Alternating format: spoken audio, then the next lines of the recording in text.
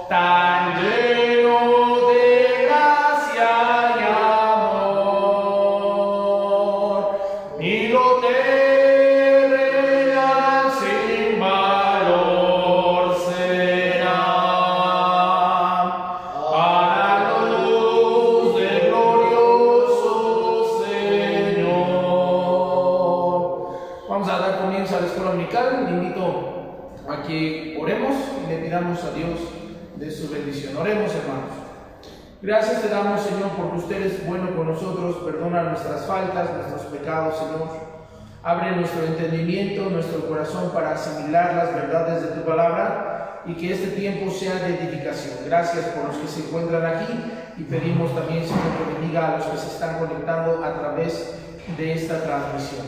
Rogamos de tu bendición en el precioso nombre de Cristo. Amén. Vamos a abrir nuestra Biblia, por favor, en el libro de Efesios. Busquemos, por favor, en el libro de Efesios, en el capítulo número 5. Hermano Carlos, si me ayudas prendiendo esa luz de ahí enfrentito, por favor, allá atrás. Nada más la de aquí enfrente, gracias. Efesios capítulo número 5, por favor. Vamos a dar lectura al pasaje bíblico de esta mañana. Efesios capítulo 5, versículos del 25 al versículo número 33. Le invito a que tenga a su mano un cuaderno, una pluma, para hacer las anotaciones pertinentes. Efesios capítulo 5, versículo 25 al 33. Dice la palabra de Dios: maridos, amad a vuestras mujeres, así como Cristo amó a la iglesia y se entregó a sí mismo por ella, para santificarla, habiéndola purificado en el lavamiento del agua por la palabra, a fin de presentársela a sí mismo una iglesia gloriosa, que no tuviese mancha, ni arruga, ni cosa semejante, sino que fuese santa y sin mancha. Así también los maridos deben amar a sus mujeres como a sus mismos cuerpos. El que ama a su mujer a sí mismo se ama, porque nadie aborreció jamás a su propia carne, sino que la sustenta y la cuida, como también Cristo a la iglesia, porque somos miembros de su cuerpo, de su carne, de sus huesos.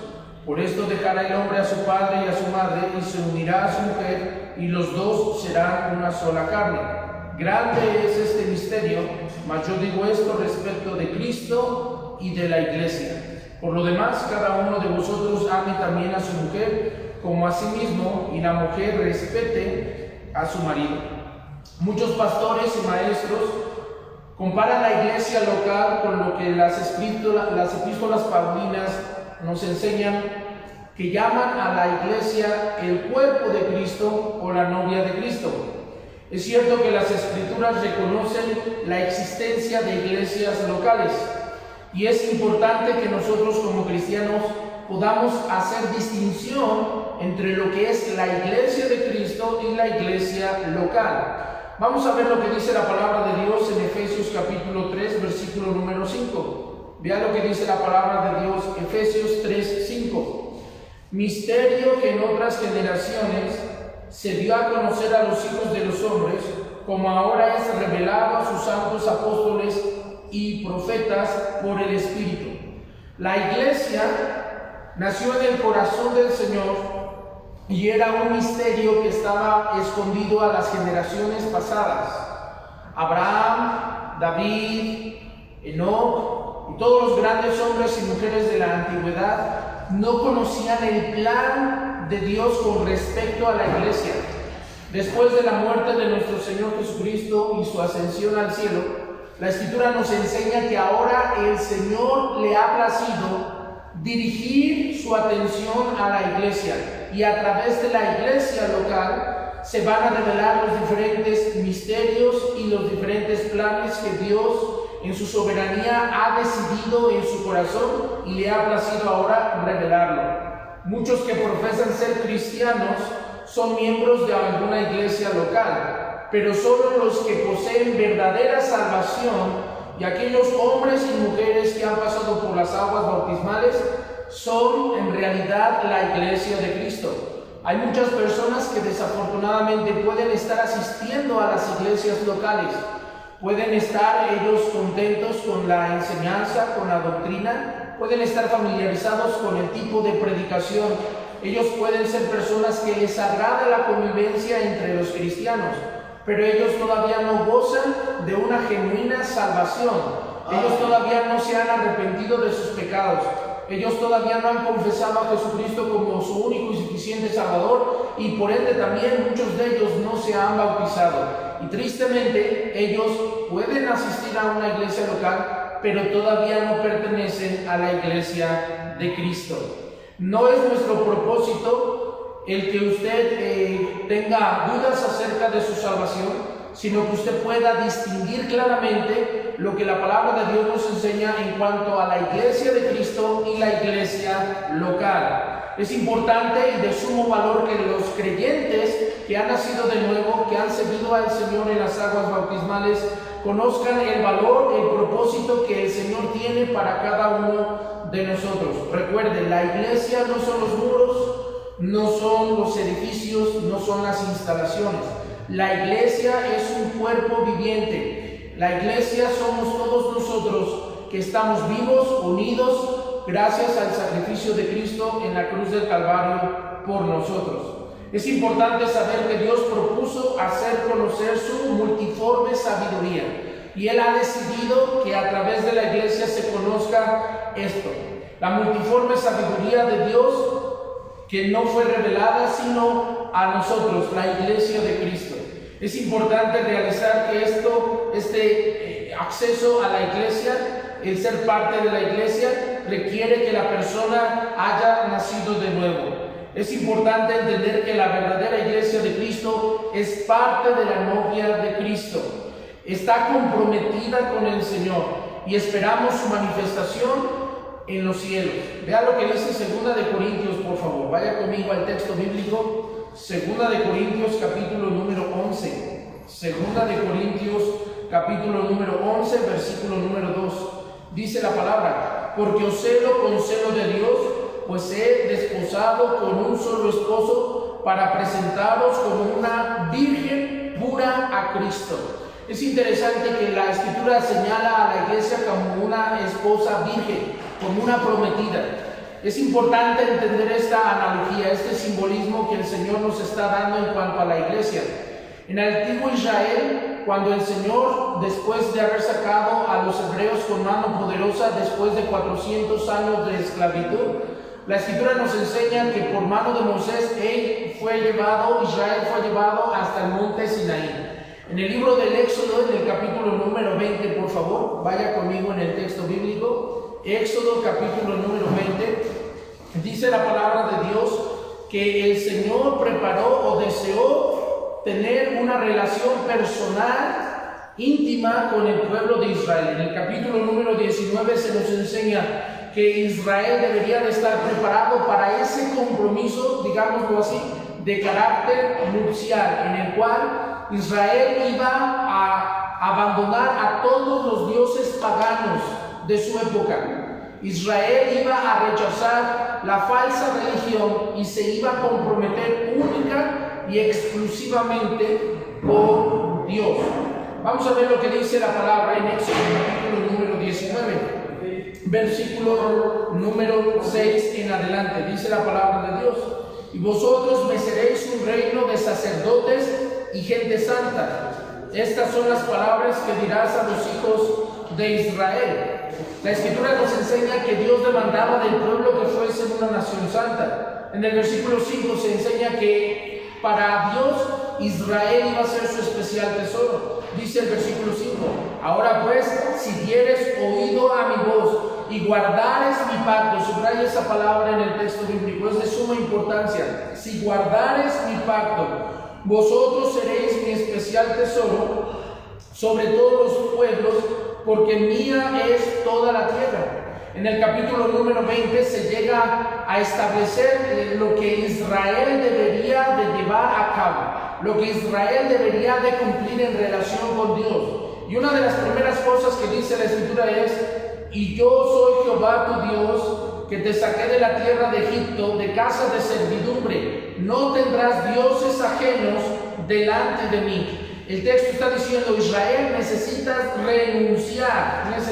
renunciar a toda clase y forma de deidades y de divinidades y espíritus y religiones falsas, porque yo voy a ser el único a quien tú debes de adorar. Y eso es exactamente lo que sucede cuando unos jóvenes toman la decisión de unirse en santo matrimonio. Una parte de los votos matrimoniales es exhortar, animar, comprometerse y prometerse mutuamente fidelidad.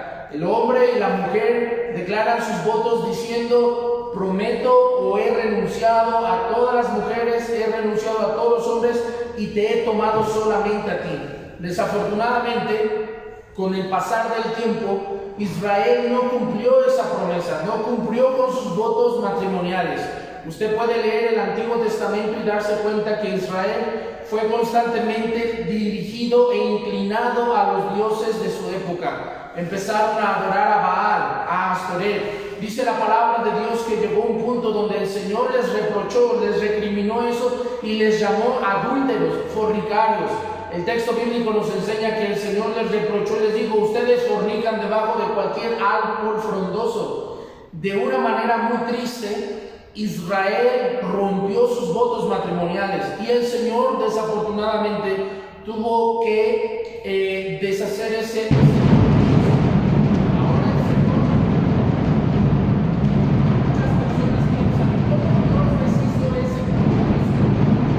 El texto bíblico nos enseña que esa unión matrimonial solamente puede ser deshecha por una razón, por una causa, y esto es la muerte de uno de los dos.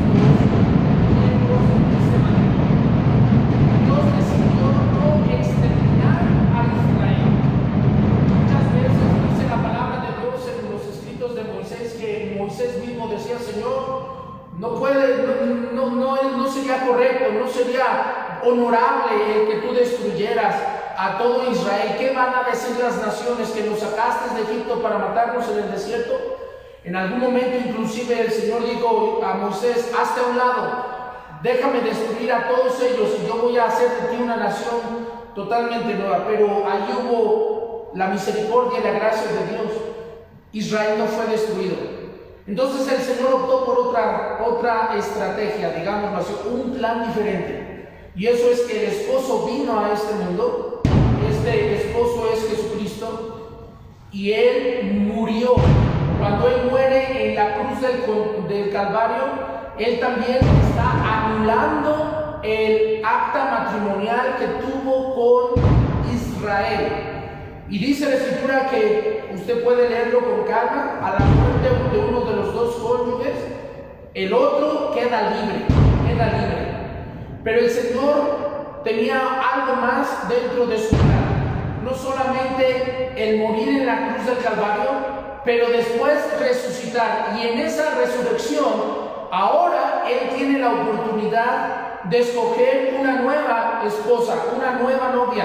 Y Él ha decidido formar a la iglesia de Cristo. Así como Él decidió formar a Israel en el Antiguo Testamento, ahora en su soberanía, en su voluntad, Él decide formar a la iglesia de Cristo. Y ahora aquí hay un gran contraste.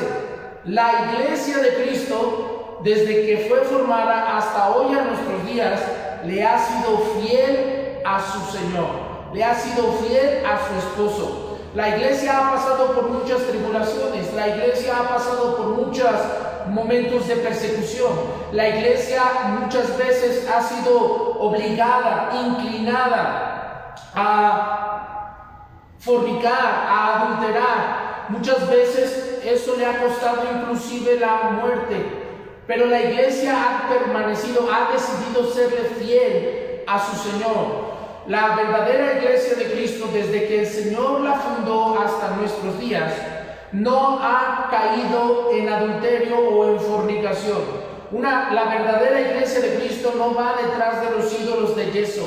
No importa el nombre que se le ponga, no importa si le llaman San Pedro, San Pablo, la Virgen María, San Judas Tadeo. La verdadera iglesia de Cristo solamente vive para su Señor, para Jesucristo. La verdadera iglesia de Cristo ha decidido permanecer fiel, y por eso la importancia de lo que dice el texto bíblico: una iglesia virgen, una iglesia virgen.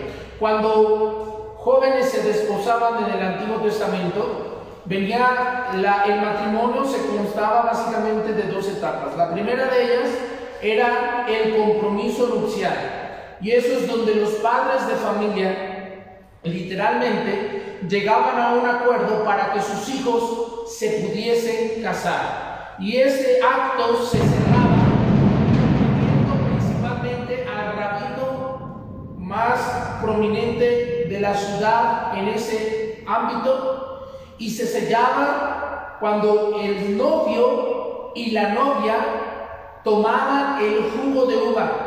Y es interesante que después de eso, el novio salía para preparar lugar para su futura esposa. Y eso es exactamente lo que Cristo hizo con nosotros cuando estableció lo que nosotros conocemos como la cena del Señor. El mismo Señor Jesucristo está ahí delante del fundamento de lo que va a ser la iglesia, sus apóstoles. Dice la Escritura que después de haber convivido, después de haber degustado la cena, dice la Escritura que el Señor tomó la copa y la pasó a todos sus discípulos, estableciendo una vez más ese compromiso: yo te tomo a ti como mi única esposa. Y dice la Escritura que el mismo Señor después declara: y no volveré a beber el jugo de la vid con vosotros hasta que estemos en el reino. Entonces la Escritura nos enseña que el Señor salió, murió en la cruz del Calvario, y ahora el Señor está pronto a venir. ¿Por qué? Porque Él viene por su iglesia, una iglesia que se ha mantenido pura, sin doblez, sin mancha, virgen, que no le ha traicionado. Eso es la iglesia de Cristo, una iglesia que se ha mantenido firme en cuanto a sus convicciones, en cuanto al Señor Jesucristo. Vean lo que dice la palabra de Dios una vez más en el libro de Efesios capítulo 3 versículo 10, donde se nos habla de la multiforme sabiduría de Dios a través de la iglesia. Dice la Escritura: para que la multiforme sabiduría de Dios sea ahora dada a conocer por medio de ¿qué? De la iglesia. Hay acontecimientos, hay hechos que el Antiguo Testamento no da mucha claridad, pero el Señor ha decidido revelarle estas cosas a su iglesia por medio del Espíritu Santo, por medio de la oración, por medio de la palabra de Dios.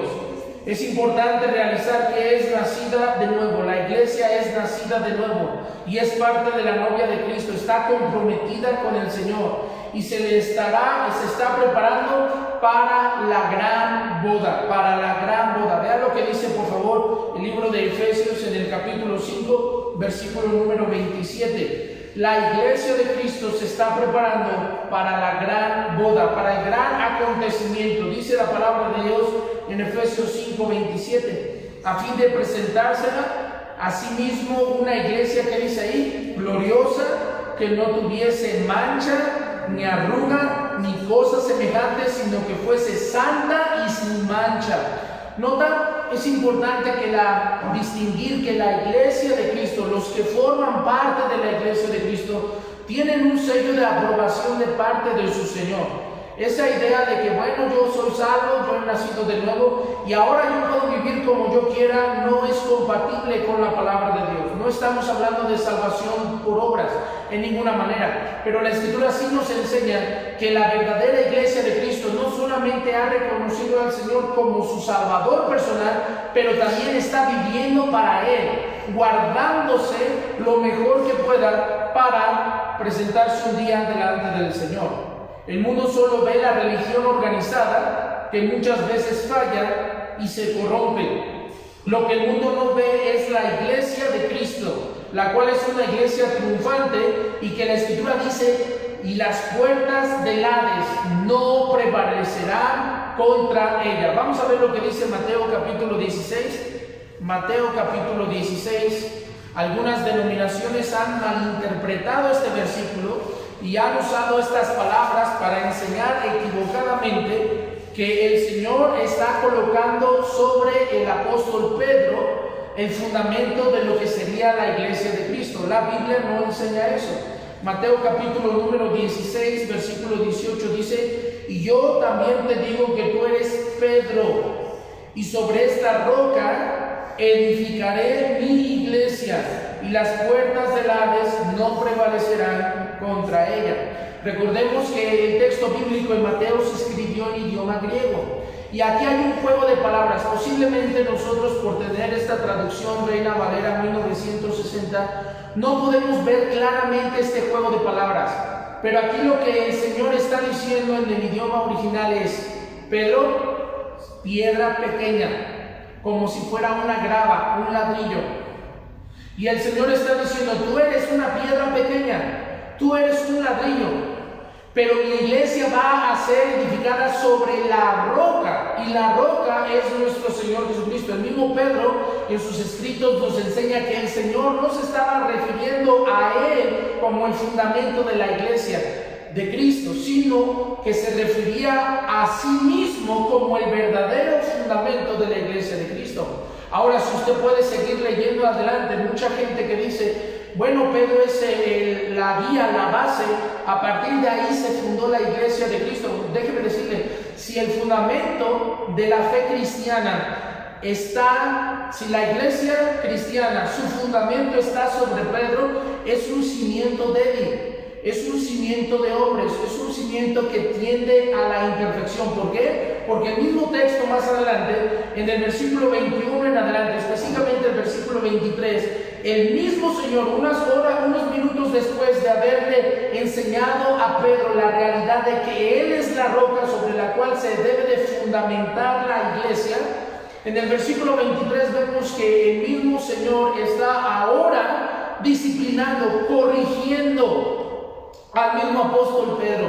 Lo está disciplinando, le está llamando la atención delante de los demás, y dice la Escritura: pero él, volviéndose, dijo a Pedro: quítate delante de mí, que dice ahí, Satanás, me eres tropiezo, porque no pones la mira en las cosas de Dios, sino en la de los hombres. Más adelante usted conoce la historia acerca de Pedro. Desafortunadamente Pedro tenía una fe débil. ¿Y qué es lo que sucede en el momento crucial crucial, dice la Escritura, que Pedro negó al Señor 3 veces. 3 veces. Aun cuando él se levantó, y damos gracias al Señor porque Pedro se levantó y fue tremendamente usado en el día de Pentecostés, la Escritura nos enseña que aún así él siguió cometiendo algunos tipos de errores, los cuales el mismo apóstol Pablo tuvo que corregir. Vaya conmigo por favor al libro de Gálatas. Si el fundamento de la iglesia de Cristo es Pedro, su fundamento es débil, su fundamento tiende a los errores, su fundamento tiende a la carnalidad. El mismo apóstol Pablo notó la carnalidad, la falta de seriedad e inclusive el temor que el mismo apóstol Pedro llegó a tenerle a aquellos hombres que, aunque eran judíos creyentes en Jesús, estaban tratando y obligando a que los nuevos creyentes judaizaran, a lo cual el apóstol Pablo tuvo que llamarle la atención fuertemente al apóstol Pedro. Vean lo que dice Gálatas capítulo 2, versículo número 11. Dice la palabra, palabras de Pablo al apóstol Pedro. Pero cuando Pedro vino a Antioquía, nota esa frase, le resistí. Pedro estaba haciendo y tomando actitudes que a Pablo le desagradaban. Pedro no era el cimiento de la iglesia, estaba mostrando la debilidad, él era solamente una piedra pequeña. Seguimos leyendo el texto. Pero cuando Pedro vino a Antioquía, le resistí cara a cara, porque era ¿de qué? De condenar. Pues antes que viniesen algunos de parte de Jacobo, comía con los gentiles, pero después que vinieron se retraía y se apartaba porque tenía miedo de los de la circuncisión. Y en su nota esa palabra, simulación, en su hipocresía, participaban también los otros judíos, de tal manera que aún Bernabé fue también arrastrado por la hipocresía de ellos. Ahora estamos hablando de que ya Pedro ya había predicado en Pentecostés, Pedro ya estaba siendo utilizado de una manera extraordinaria para guiar a cientos y cientos de judíos a la fe de Cristo, pero él todavía flaqueaba en su carácter, él todavía flaqueaba en su fe. Y aún así también la Escritura nos enseña que el mismo apóstol Pedro reconoce que él no tiene toda la sabiduría que debería de tener para guiar a toda la iglesia de Cristo. Vean lo que dice la palabra de Dios. Vamos a segunda de Pedro, por favor. Segunda de Pedro, en el capítulo número 3. Vaya conmigo, por favor. Segunda de Pedro, capítulo 3. El mismo apóstol Pedro, al final de sus días, reconoce que él no conoce todas las verdades de la palabra de Dios, que hay otros apóstoles, en este caso el apóstol Pablo, que tiene un mayor conocimiento acerca de la Escritura, de la doctrina, de los propósitos que Dios tiene para su iglesia. Dice la Escritura en 2 de Pedro capítulo 3 versículo 15, y tener entendido que la paciencia de nuestro Señor es para salvación, como también nuestro amado hermano Pablo, según la sabiduría que le ha sido dada, os ha escrito casi en todas sus epístolas, hablando en ellas de estas cosas, entre las cuales hay algunas difíciles de entender, las cuales los indoctos, nota esa frase, los indoctos e inconstantes tuercen, como también las otras escrituras, para su propia perdición. Déjeme decirle que a lo largo de la historia de la iglesia cristiana, todas las doctrinas y enseñanzas que la verdadera iglesia de Cristo enseña y cree emanan más de las epístolas paulinas, de los escritos del apóstol Pablo, más que de cualquier otro apóstol. Es importante lo que escribió Mateo, es importante lo que escribió el apóstol Juan, es importante lo que escribió el apóstol Pedro. Pero si somos sinceros, la gran mayoría de las doctrinas que la iglesia cree y desarrolla emergen y se toman principalmente de los escritos paulinos, de los escritos del apóstol Pablo. Eso no quiere decir que se minimizan los escritos de Juan o los escritos de Pedro o los escritos de Mateo o de algún otro siervo del Señor. Santiago, etcétera, o Judas, de ninguna manera. Pero todos los apóstoles están en un común acuerdo. Si alguien sabe doctrina, si alguien sabe desarrollar el plan de Dios, ese es el apóstol Pablo. Ese es el apóstol Pablo. De tal manera que la iglesia no puede, la verdadera iglesia de Cristo no puede colocar como cimiento principal de su fe al apóstol Pedro. Dice la Escritura: yo soy la roca, yo soy la roca. Y una y otra vez en los Salmos usted puede ver esa realidad. Jehová es la roca, Jehová es el castillo, Jehová es esa montaña, ese monte inmovible. Y sabemos que eso solamente es una pequeña sombra en el Antiguo Testamento que apunta claramente a la persona de nuestro Señor Jesucristo. Es importante que no solo seamos miembros de una iglesia local, pero es más importante ser parte de la iglesia de Cristo. La iglesia local solamente es una pequeña extensión de lo que es la iglesia de Cristo. La iglesia de Cristo está formada por todos los hombres y todas las mujeres que tienen en común algo: fe en el Señor Jesucristo y se me fue la palabra, disculpen. Fe en el Señor Jesucristo y una profesión pública de fe mostrada a través del bautizo, Es importante que podamos distinguir esto, pero también es cierto que aunque hay muchas personas que no son parte de la iglesia de Cristo, que no pertenecen a la asamblea local, son salvos. Entonces necesitamos distinguir estos grupos para poder comprender y entender quién es la iglesia. ¿Quién es la iglesia? No estamos hablando de salvación. Tenemos por entendido y asumimos que cuando hablamos de creyentes nos referimos a cualquier tipo de persona que ha puesto genuinamente su fe y su confianza en Jesús. A través de los siglos, a través de los años, no importando la cultura, no importando el color de piel, hay un número increíblemente enorme. Dice la palabra: millones forman parte de los salvos. Vean lo que dice, por favor, el libro de Apocalipsis. Apocalipsis, en el capítulo número 7, versículo 9. Ponga mucha atención a esto. Aquí se está hablando de los millones de hombres y mujeres que son salvos, han nacido de nuevo, pero no son parte de la iglesia. Vea lo que dice Apocalipsis 7:9. Después de esto miré, y he aquí una gran multitud, la cual nadie podía contar. ¿De dónde? De todas las naciones y tribus y pueblos y lenguas que están delante del trono en la presencia del Cordero, vestidos de ropas blancas y con palmas, ¿en dónde? En sus manos. ¿Son salvos? Sí, son salvos. ¿Han nacido de nuevo? Han nacido de nuevo. Pero ellos no son parte de la iglesia. ¿Están en el cielo?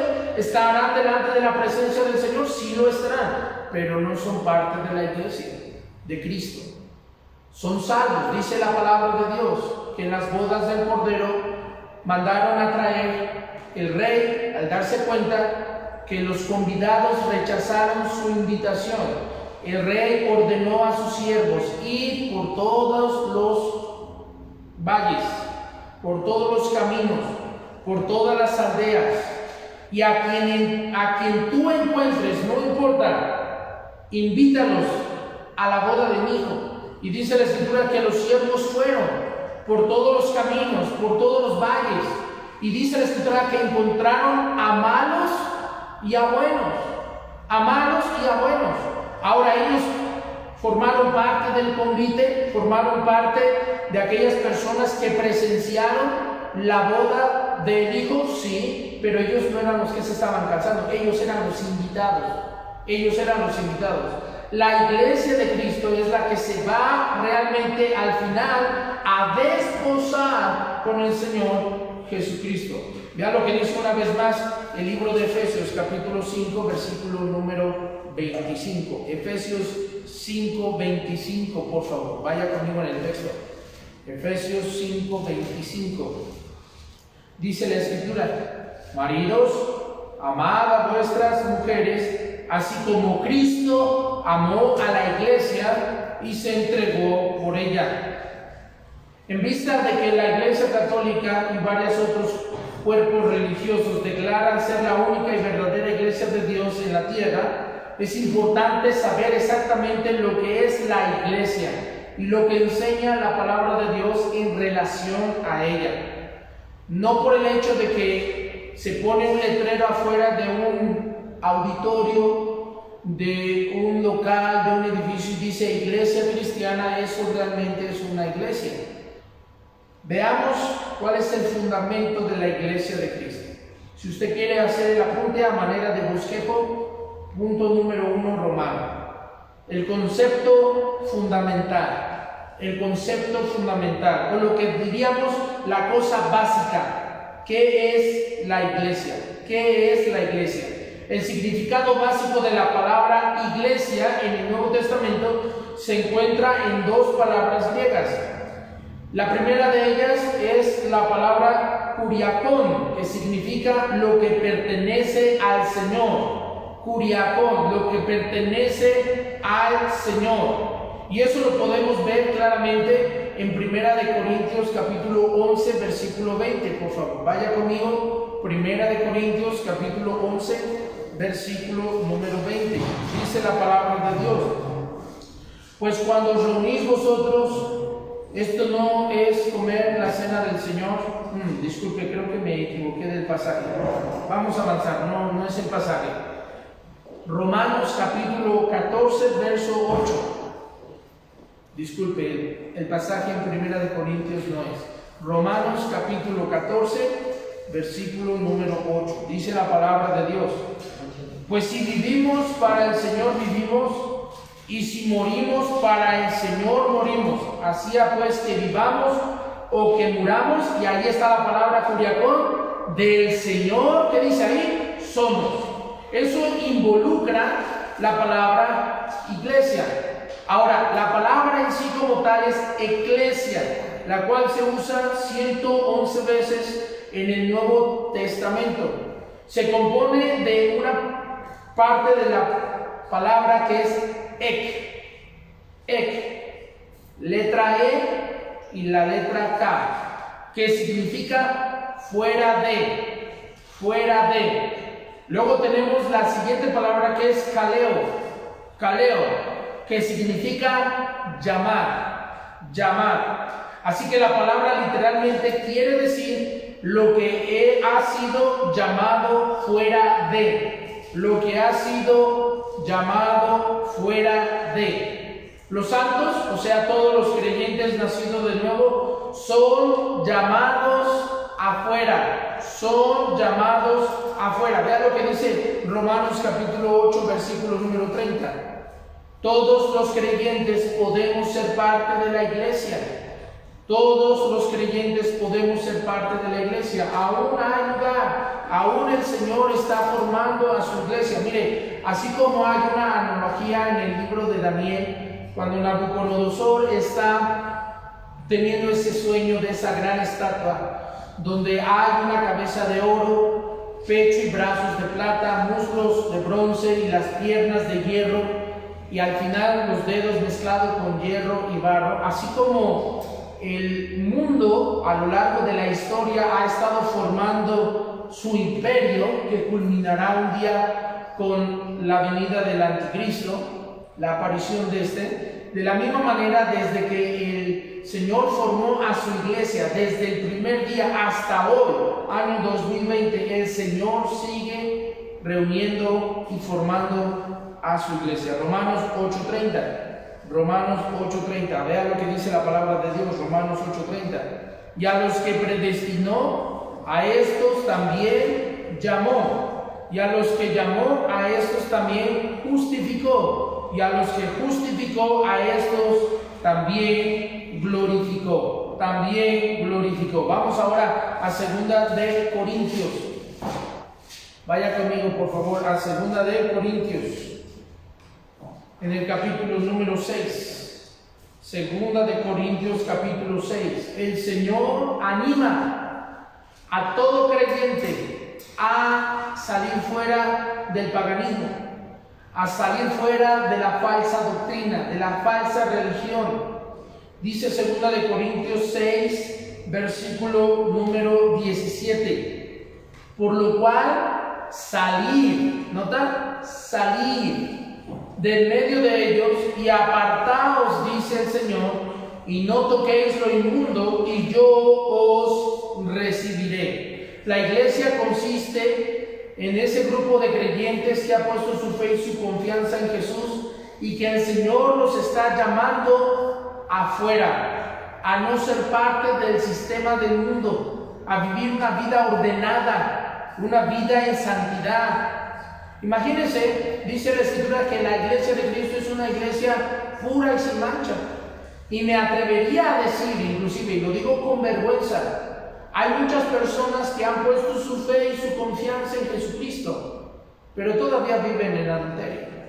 Eso no es compatible con la iglesia de Cristo. Hay muchos hombres y muchas mujeres que han puesto su fe y su confianza en Cristo, pero todavía están luchando y batallando con los pecados y no se ve en sus vidas, no dan testimonio de quererse deshacer de esas cosas. La Biblia dice que la iglesia de Cristo es pura y sin mancha. Cuando usted está siendo dirigido por el Espíritu Santo a abandonar su pecado, es un tremendo testimonio que el Espíritu Santo nos da a nuestro espíritu de que Él desea que nosotros seamos parte de la iglesia de Cristo. Ahora, una vez más, déjeme aclarar este punto. La iglesia local está por todas partes. La iglesia local está conformada por personas que han decidido reunirse. Pero desafortunadamente dentro de la iglesia local no todos son salvos. Sí conocen la Biblia, sí leen la Escritura, sí participan de los cantos, de algunas actividades que desarrolla la iglesia local, pero no son salvos. Y hay un grupo muy grande de personas dentro de la iglesia local que son salvos, pero todavía andan viviendo en carnalidad. Todavía andan viviendo bajo los designios de la carne. Y hay un grupo especial dentro de la iglesia local, que son los hermanos y las hermanas que han decidido vivir sinceramente para su Señor, guardándose del mundo, que ponen en práctica lo que escuchan en la iglesia. Que dice las Sagradas Escrituras en Santiago que no solamente son oidores olvidadizos, sino que se vuelven hacedores de la palabra de Dios. O sea, ¿cuántas veces desde grandes iglesias locales, tremendos pastores, tremendos sermones, escuchamos, hermanos, salga a ganar almas, pero solamente son un número muy pequeño que obedece? Y eso usted lo puede... Muchos desafortunadamente pueden dar testimonio de eso. Desde los púlpitos de pastores, tremendos mensajes dicen: hermanos, por favor, viva en santidad. Hermanos, córtese el cabello como varón. Hermana, vístase como dama. Y se ha dicho eso tanto. No estamos hablando de legalismo. Hay mucha gente que dice: no, es que cortarse el cabello corto, el que nos obligan a traer faldas, eso es legalismo. No confundan esa cosa. Legalismo es tratar de alcanzar la salvación por méritos propios. Eso es legalismo. Que usted se corta el cabello, que usted viste falda larga, que usted hace lo que se le demanda en la iglesia local, pero detrás de eso está salvación por obras. Eso es legalismo. Nosotros no somos una iglesia legalista. donde, como en el Antiguo Testamento, tenían que purificar los vasos de cierta manera, tenían que lavarse las manos de cierta manera religiosa, y ellos lo hacían con la intención de alcanzar la salvación. Eso es legalismo. El vivir para Cristo, dice la Escritura, el obedecer los mandamientos de Dios no es gravoso. No es gravoso. Pero hay personas que lo ven y dicen, ay, en esa iglesia me están prohibiendo esto. Aquí no prohibimos nada. Estamos tratando de evitarte que te dé cáncer de garganta por tanto fumar. Estamos tratando de evitar advertirte de que no salgas embarazada de tu novio fuera del matrimonio. Es lo que estamos tratando de advertirte. Lo que estamos tratando de advertir es que no te juntes con esos jóvenes que un día te van a desviar de la fe y un día vas a terminar estampado en un poste. De eso te estamos advirtiendo. Eso no es legalismo, eso es amor. Es estar tratando de advertirte, hay un peligro. La iglesia de Cristo no va a batallar en obedecer los mandatos del Señor. ¿Por qué? Porque son buenos. Y dice la Escritura, y son agradables delante del Señor. Eso es la iglesia de Cristo. Eso es la iglesia de Cristo. La iglesia de Cristo es aquel grupo de personas que voluntariamente y sin presión de nadie, al escuchar la exhortación de la palabra de Dios, pone por obra lo que escucha voluntariamente y permanece en eso el resto de sus vidas. El resto de sus vidas. ¿Cuántas veces no se ha enseñado a hacer que, hermanos? La Escritura nos enseña que debemos de diezmar, y hay mucha gente dentro de las iglesias que no diezman.